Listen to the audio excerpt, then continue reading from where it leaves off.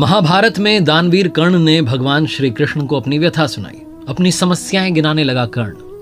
पहली बात कर्ण ने भगवान श्री कृष्ण से कही कि मेरी मां ने मुझे जन्मते ही त्याग दिया। क्या यह मेरा अपराध था कि मेरा जन्म एक अवैध बच्चे के रूप में हुआ? दूसरी बात कर्ण ने भगवान श्री कृष्ण से कही कि आचार्य द्रोणाचार्य ने मुझे शिक्षा देने से मना कर दिया क्योंकि मैं क्षत्रिय नहीं था उनकी नजर में। क्या यह मेरा अपराध था? कर्ण ने तीसरी बात कही कि द्रौपदी के स्वयंवर में मुझे अपमानित किया गया कि मैं राज परिवार का हिस्सा नहीं हूं। क्या यह मेरा अपराध था? मुझे बार बार अपमानित किया गया।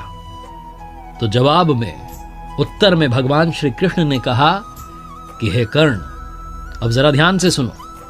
मेरा जब जन्म हुआ तो मेरा जन्म ही कारागार में हुआ। मेरे पैदा होते ही मृत्यु मेरी प्रतीक्षा कर रही थी।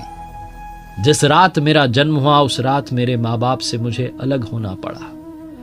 जहां पहुंचा वहां हर वो काम करना पड़ा जो ग्रामीण क्षेत्रों में करना पड़ता है। गायों का गोबर अपने हाथ से उठाना पड़ा। मैं जब छोटा था, चल नहीं सकता था, तब मेरे ऊपर प्राणघातक हमले किए गए। मुझे मारने की बारंबार कोशिश की गई। ना मेरे पास शिक्षा थी, ना गुरुकुल था बचपन में, ना कोई महल था, ना कोई विशाल सेना थी, लेकिन तब भी मेरा मामा मुझे अपना सबसे बड़ा शत्रु मानता था। और जरासंध के प्रकोप की वजह से फिर मुझे यमुना पार से चलकर समुद्र किनारे द्वारका में जाकर बसना पड़ा, अपने परिवार को ले जाकर। मेरे भी जीवन में चुनौतियां लगातार रहीं, अन्याय होता रहा। जीवन में कितनी बार अन्याय हो रहा है ये महत्वपूर्ण नहीं है। जीवन में कितनी बार अपमानित किया जा रहा है ये महत्वपूर्ण नहीं है। महत्वपूर्ण यह है कि आप उस अपमान का, उस अन्याय का जवाब कैसे देते हैं। आपके पास कितना ज्ञान है जिसका आप इस्तेमाल करते हैं और इन सब चुनौतियों को पार करते हुए आगे बढ़ते हैं, क्योंकि जीवन तो भगवान का भी सरल नहीं था। श्रीमद् भगवद गीता, जो महाभारत के मध्य में युद्ध की शुरुआत से पहले भगवान श्री कृष्ण ने अपने सखा अर्जुन को 18 अध्याय 700 श्लोक के रूप में सुनाई, उस श्रीमद् भगवद गीता से 5 बातें आज मैं आपके लिए लेकर आया हूं और 5 श्लोक ऐसे लेकर के आया हूं जो गीता का सार समझाते हैं। आइए शुरू करते हैं। सीखोगे नहीं तो जीतोगे कैसे, लर्निंग सीरीज। मेरा नाम है RJ Kartik. 5 learnings from Shrimad Bhagavad Gita. शुरू करने से पहले आपको बताना चाहता हूं कि अपनी हर कहानी के अंत में आपसे कहता हूं, ऊपर वाले के आशीर्वाद के साथ कर दिखाओ कुछ ऐसा कि दुनिया करना चाहे आपके जैसा। शास्त्रों को पढ़ने की बात आपसे अक्सर करता हूं और मैं खुद हमारे गुरुदेव परमहंस स्वामी श्री अड़गड़ानंद जी महाराज की यथार्थ गीता को रोज पढ़ता हूं। यथार्थ गीता के जरिए समझने की कोशिश करता हूं, अध्यात्म की दुनिया में प्रवेश करने की कोशिश करता हूं। पहली लर्निंग जिसके बारे में मैं बात करना चाहता हूं, हम सभी को पता है कि भगवान के दर्शन कब होंगे, वो प्रकट कब होंगे, क्योंकि गीता में एक श्लोक है जिसे हम सब ने बचपन से सुना है और याद हो गया है। यदा यदा हि धर्मस्य ग्लानिर्भवति भारत अभ्युत्थानम धर्मस्य तदात्मानं सृजाम्यहम्। चतुर्थ अध्याय का श्लोक नंबर 7 जो बताता है कि भगवान दर्शन कब देंगे, प्रकट कब होंगे। इसका हिंदी अर्थ निकालेंगे तो निकलता है कि जब जब धर्म की हानि होगी, जब जब अधर्म बढ़ने लगेगा, तब तब मैं अपने स्वरूप को रचने लगूंगा। इस दुनिया में ऐसा कौन सा समय है जब संकट नहीं होता? ऐसा कौन सा समय है जब अधर्म नहीं बढ़ता है? तो क्या भगवान प्रकट हो जाते हैं? हम में से बहुत सारे लोगों ने वो श्लोक तो समझ लिया, लेकिन उसके ही आगे भगवान श्री कृष्ण ने उसी श्रीमद् भगवद गीता में कहा कि जन्म कर्म च मे दिव्य मेवं यो वेत्ति तत्वतः त्यक्त्वा देहम पुनर्जन्म नयति मामेति सो अर्जुन। भगवान श्री कृष्ण ने कहा कि मेरा जन्म तो होगा, लेकिन मेरा जन्म और कर्म अलौकिक है। वो इन चर्म चक्षुओं से देखा नहीं जा सकता। वो अलौकिक है, वो दिव्य है। उस दर्शन के लिए आपको निर्मल होना होगा।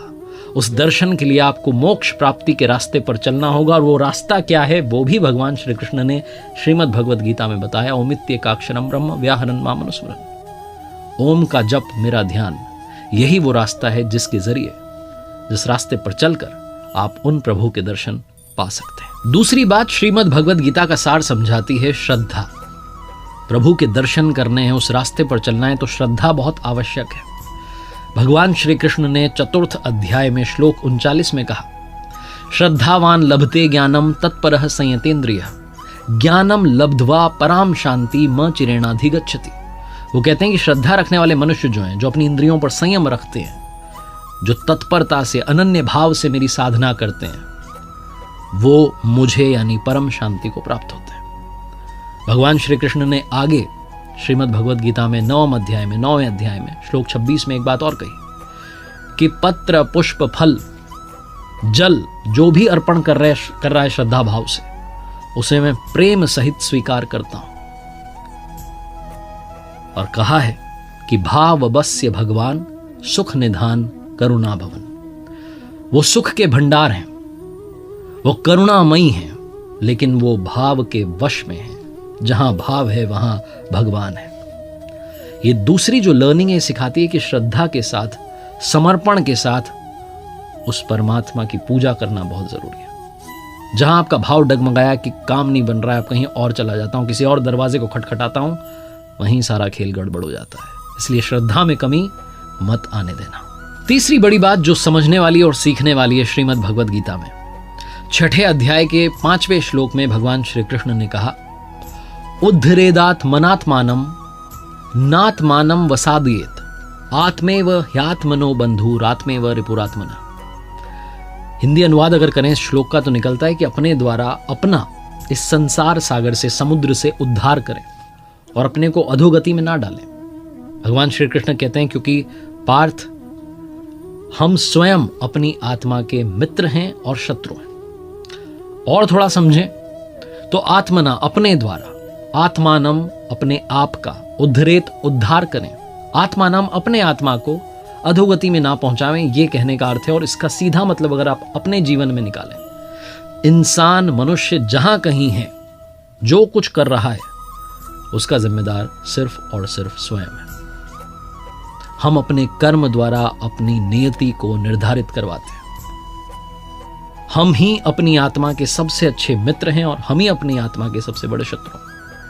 हम विकारों में फंस करके, मोह में, लोभ में, काम, क्रोध, इन सब में फंस करके अपने आप को गलत रास्ते पर ले जा रहे होते हैं। हमारी आत्मा को पता होता है कि हम गलत रास्ते पर जा रहे हैं, लेकिन चले जाते हैं उन विकारों के पीछे। हमारे पास ही ऑप्शन है कि हम अपनी आत्मा का सबसे अच्छा मित्र बने, सबसे अच्छा दोस्त बने और इस संसार सागर से पार चलें। पार चलने की प्रक्रिया क्या है, वो मैंने आपको पहली लर्निंग में अभी बताई। अब चौथी बात आती है कि भगवान को सबसे प्रिय कौन लगता है, उनका सबसे प्यारा भक्त कौन है। तो ये भी उन्होंने बताया श्रीमद् भगवद गीता के 12वें अध्याय के श्लोक नंबर 15 में। उन्होंने कहा कि यस्मान्नो द्विजते लोको लोकान्नो द्विजते च यह हर्षामर्ष भयोद्वेगेर मुक्तो यह सच में प्रिय। कहने का मतलब यह है कि जिससे किसी को कष्ट नहीं पहुंचता हो, जो किसी के द्वारा विचलित ना होता हो, जो सुख में, दुख में, चिंता में, खुशी में, हर्ष में समभाव रहता हो, वो मुझे अत्यंत प्रिय है। भगवान श्री कृष्ण कहना चाहते हैं जो समभाव हो चुका है, जो प्रभु की मर्जी मान करके चल रहा है कि जो हो रहा है वो करवा रहा है, अपने आप को समभाव कर चुका है, वो भक्त मुझे प्रिय है। रियल लाइफ एग्जाम्पल लें तो हमें अपने व्यवहार से किसी को ठेस नहीं पहुंचने देनी। हमारी बातों से कोई उदास ना हो जाए, हमारी बातों से कोई परेशान ना हो जाए, इतना तो हम कर ही सकते हैं। अपनी वाणी में संयम तो ला ही सकते हैं। लेकिन दुनिया में लोग कोशिश करेंगे आपको पिंच करने की, आपको गुस्सा दिलाने की, आपको क्रोधित करवाने की, आपसे उल्टा सीधा बुलवाने की। लेकिन उनसे बचना है। जब हम ड्राइव कर रहे होते हैं, सड़क पर होते हैं, रॉन्ग साइड से कोई चला आ रहा होता है, पी करके चला रहा होता है, धुन में चला रहा होता है, उससे अपनी गाड़ी बचाना, अपनी जान बचाना भी हमारी जिम्मेदारी है। बस इतनी सी बात है। और अंत में सबसे महत्वपूर्ण बात, जब आपको लगे कि सारे रास्ते बंद हो गए, अब तो कुछ समझ में ही नहीं आ रहा क्या करना है, तो इसका भी सल्यूशन दे दिया।